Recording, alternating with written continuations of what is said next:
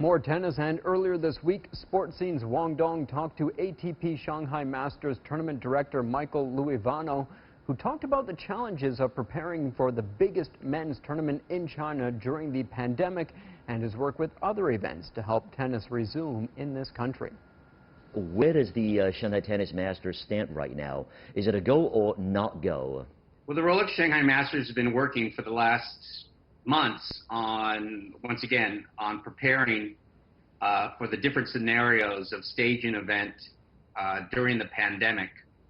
And as I mentioned, the ATP also has a return to competition guidelines.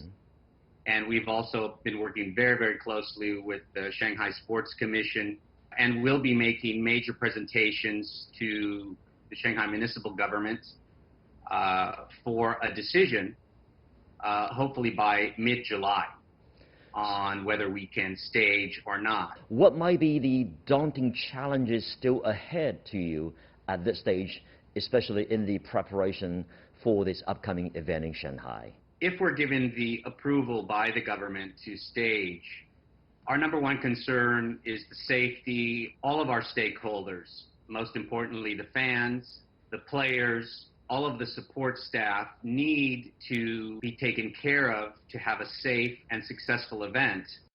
We certainly have developed plans on a number of different scenarios, whether we have a closed-door event, meaning no public, whether we have 50%, 40%, even 30% public. We have planning in place to address all the safety issues. There are two events in China this time, of course. One is the China Open, followed by the Shanghai Tennis Masters. And if so, back-to-back, these two events are very tightly connected.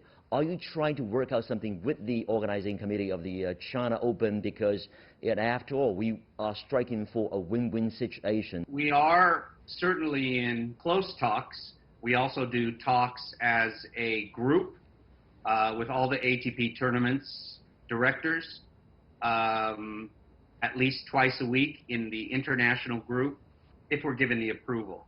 We would, as you mentioned, potentially share costs for a private charter plane.